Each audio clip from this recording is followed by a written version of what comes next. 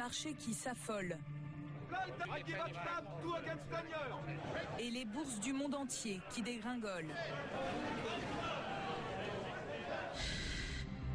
Lehman Brothers, le fleuron des banques américaines qui met la clé sous la porte. Ma carrière s'achève dès le début. Les patrons des grandes banques et assurances françaises, convoqués en urgence à l'Élysée et fermement priés de rassurer. Il ne faut pas paniquer, il y a un pilote, il y a des pilotes dans l'avion. Des négociations en pleine nuit entre la France et la Belgique pour débloquer des milliards en catastrophe, histoire de sauver une banque européenne. Depuis 15 jours, le système bancaire mondial vacille. Après les États-Unis, tous les continents sont touchés l'un après l'autre. Pourquoi la planète finance a-t-elle sombré aussi rapidement? Comment un simple crédit immobilier accordé à des ménages américains a-t-il provoqué un séisme dans le monde entier? Voici l'incroyable histoire du krach du siècle. Il a une allure de grand-père tranquille. Pourtant, c'est l'un des hommes les plus puissants de la planète. Alan Greenspan. Nous sommes en septembre 2001. Il dirige alors la Banque centrale américaine, car l'Amérique vient de vivre le plus gros choc de son histoire.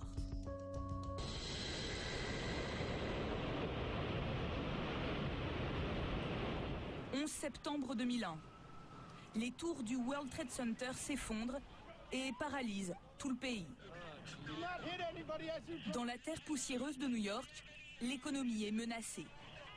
Il faut à tout prix redonner le moral aux ménages américains et relancer la consommation. Alan Greenspan va apporter la bouffée d'oxygène que tout le monde attend. La stabilité a besoin d'être restaurée dans l'économie américaine et partout dans le monde. Il annonce qu'il diminue les taux d'intérêt. Il permet ainsi aux banques de prêter de l'argent à un taux historiquement bas, à peine 1%. Imaginez qu'on ouvre aujourd'hui dans Paris des guichets où on vous donne globalement des liasses de billets pour aller les dépenser. C'est exactement ce qui se passe aux États-Unis. C'est-à-dire, vous n'avez pas les moyens d'emprunter, on vous prête quand même. Vous n'avez pas les moyens de consommer, on vous prête quand même. Vous n'avez pas les moyens de rembourser, on verra plus tard. Pour l'instant, il s'agit de sauver la patrie, il s'agit de sauver l'économie américaine. Voilà de l'argent, allez consommer, montrer finalement que l'économie américaine a résisté au choc de septembre 2001. Et son plan fonctionne. Il va doper le marché de l'immobilier.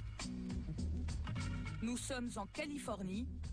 À l'époque, de nombreuses petites banques spécialisées dans l'immobilier se mettent à offrir un crédit très attractif, le subprime.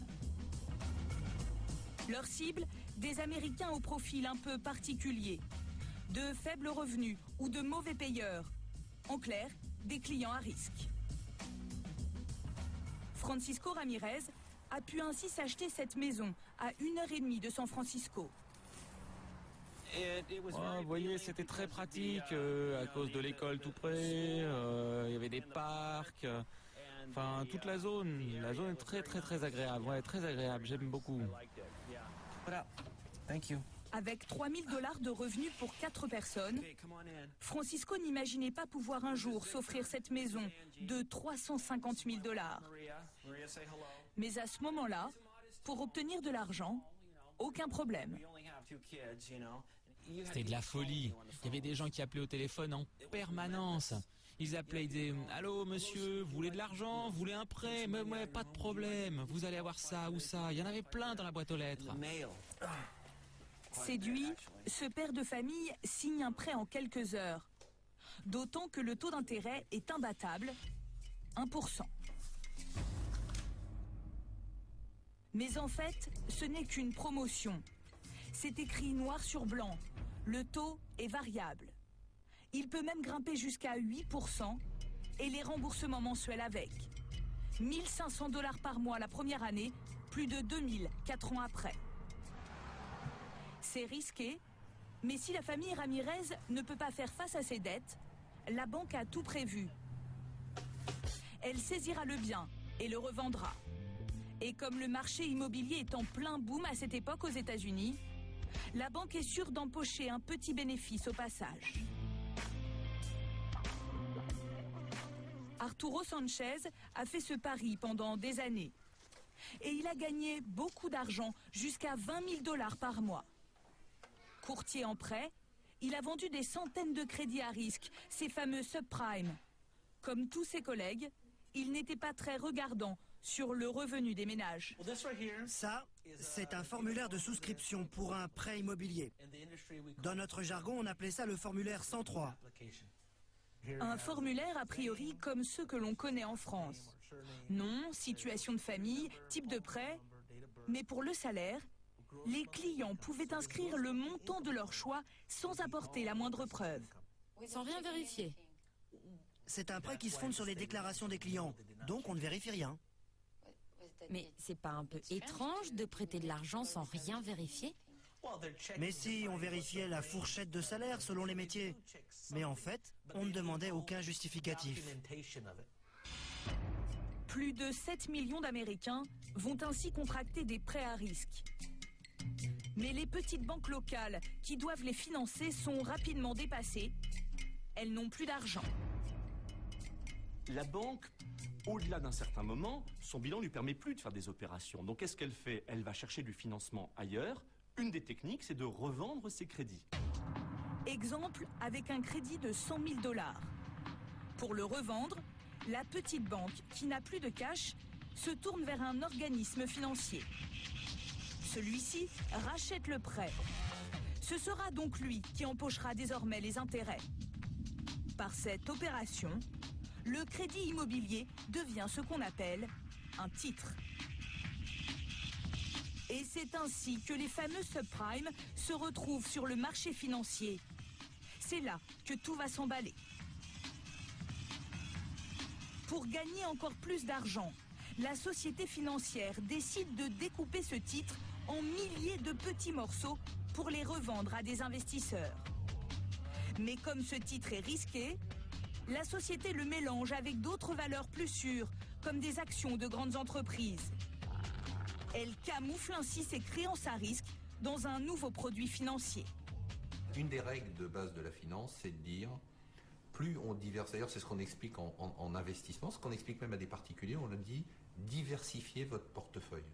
C'est-à-dire, mettez toujours plusieurs choses différentes, comme ça, votre risque sera plus limité. Au bout du compte, ce prêt, eh bien, il s'est retrouvé découpé en plein de petits morceaux et il va se retrouver dans tout un tas de produits financiers qui vont contaminer finalement l'ensemble du marché financier.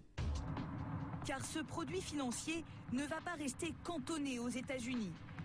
Les banques d'affaires et les fonds d'investissement en achètent par milliers, en Europe, en Asie, en Amérique du Sud. En quelques années, il va faire le tour du monde. Tous sont en train d'investir. Si moi, investisseur, je n'y vais pas, mes rentabilités sont inférieures. Il y a une espèce d'effet boule de neige, moutonnier, de mimétisme. C'était tellement beau. L'ambiance, c'est de dire, si tu n'en fais pas, tu es un idiot. Voilà. C'est-à-dire que c'est le produit sur lequel c'est impossible de ne pas en acheter. C'est de la même chose.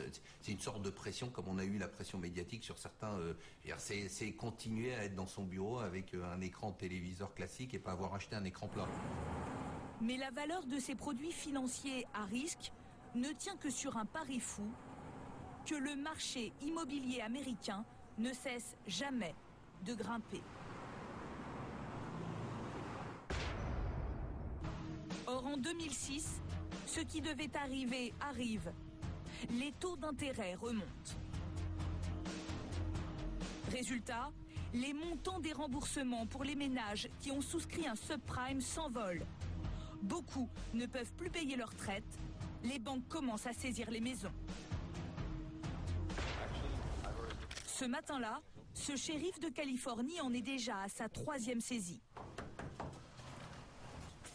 C'est fermé devant. Essaye par derrière. Les 2 policiers doivent absolument inspecter la maison. L'un s'occupe du bas, l'autre du haut. La famille semble avoir plié bagage il y a plusieurs semaines. On vérifie qu'il n'y a personne dans la maison. On veut être sûr qu'il n'y a personne dans les placards ou quelqu'un qui essaierait de se cacher. Un homme les suit pas à pas, le représentant de la banque. Vous devez garder la maison 15 jours pour leur laisser le temps de vous contacter s'ils veulent récupérer leurs affaires.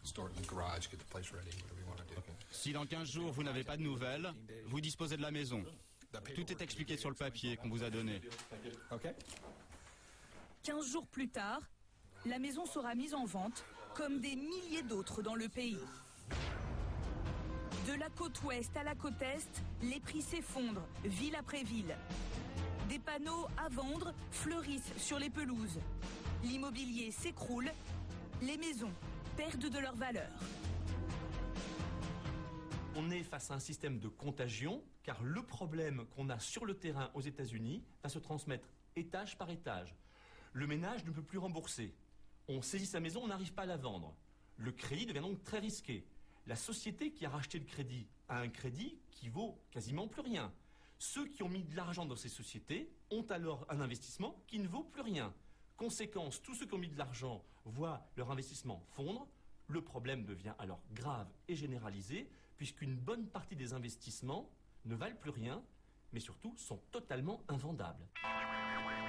Commence alors une dangereuse partie de poker menteur sur les places financières. Partout dans le monde, de grandes banques d'affaires ont parié sur ces subprimes.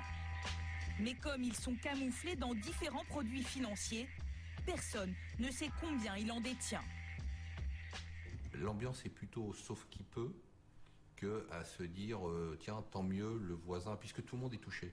Donc on se dit pas tiens tant mieux pour le voisin, on se dit simplement là aujourd'hui qui est-ce qui va tomber et comment je me protège. C'est la grande partie de Mistigris. J'en ai pas, tu en as pas. Chacun essaye de dire qu'il n'est pas très exposé, voir les déclarations à l'époque des banques et des sociétés d'investissement. Il y a à la fois, je dirais, une difficulté, on ne sait pas très bien ce qu'on a, et surtout, on ne veut pas créer la panique. Ne pas créer la panique et gagner du temps. Pendant près de 6 mois, chacun tente de cacher ses pertes. Tout le monde espère que le marché immobilier se ressaisisse. Mais aux États-Unis, rien ne bouge dans les rues. Ceux qui ont massivement investi dans les subprimes sont finalement pris au piège, obligés d'abattre leurs cartes. La première banque à dévoiler son jeu, c'est Bear Stearns. Le 18 juillet 2007, la 5e des plus grandes banques d'affaires américaines annonce des pertes colossales et doit fermer ses 2 fonds d'investissement. Voir une institution comme celle-là tomber, c'était incroyable. Jamais on n'avait pu imaginer ça, qu'une banque de cette taille tomberait. Elle tombe, tout le monde se dit, 1, ça peut arriver, 2, ça peut nous arriver. À partir de Bear Stearns, on est obligé, quelque part, les banques centrales, les administrations disent vous avez 100 jours, c'est 100 jours, pour dire exactement ce que vous avez. Vous nous avez menti, vous avez tout caché, vous avez tout dissimulé. Maintenant, carte sur table, qu'est-ce que vous avez ? Le château de cartes s'effondre. De grands établissements financiers sont mis en difficulté. La banque d'affaires Merrill Lynch aux États-Unis, la BNP et la Société Générale en France, la Northern Rock en Grande-Bretagne. La liste aurait pu s'arrêter là, mais elle va s'allonger, car certains vont profiter de la situation pour tenter de se faire beaucoup d'argent. À ce moment-là, il y a des spéculateurs qui commencent à se dire on va jouer avec la rumeur et avec les craintes. Puisqu'on sait que tout le monde est en train de faire son inventaire, nous, on va désigner les prochaines victimes. Certains spéculateurs font courir les rumeurs les plus folles pour manipuler les cours de la bourse à leur profit. Jusqu'au jour où tout bascule, c'était il y a 3 semaines à peine.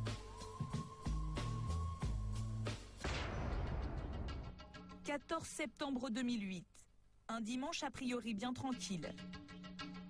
Toutes les bourses de la planète sont fermées.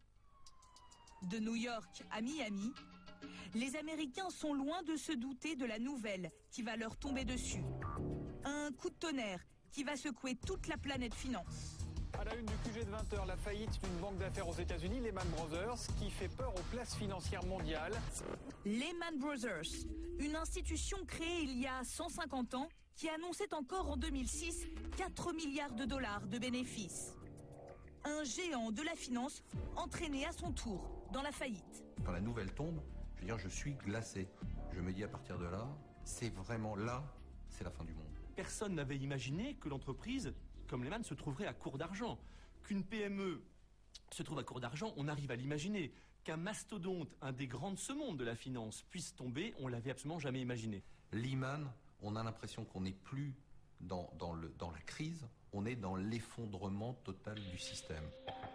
De New York à Tokyo, de Londres à Paris, partout où cette banque a des bureaux, on peut voir ces images incroyables de salariés quittant le siège de la banque, leur carton sous le bras. À Wall Street, c'est le choc.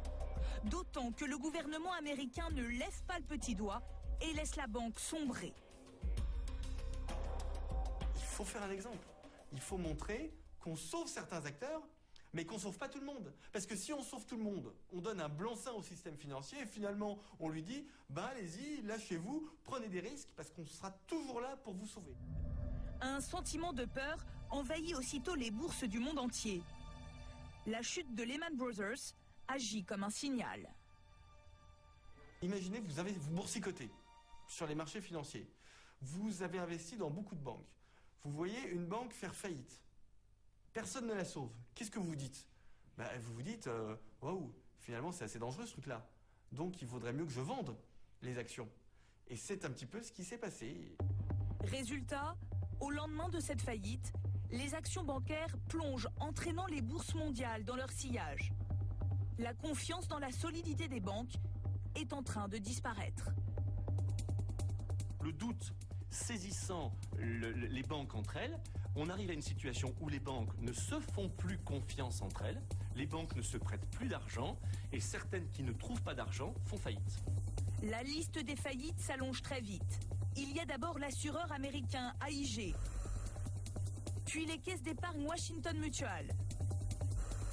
Ensuite, la crise touche le groupe belge Fortis, la banque anglaise Bradford & Bigley. Et enfin, la dernière de la liste à ce jour, la banque franco-belge Dexia. Tous ces établissements financiers sont soit rachetés par des banques concurrentes, soit nationalisés en quelques heures à peine. En fait, c'est tout le système bancaire mondial qui est en train de dérailler. Alors, pour stopper l'hémorragie, les parlementaires américains ont fini par voter un plan d'aide d'urgence de 700 milliards de dollars. C'était il y a 2 jours.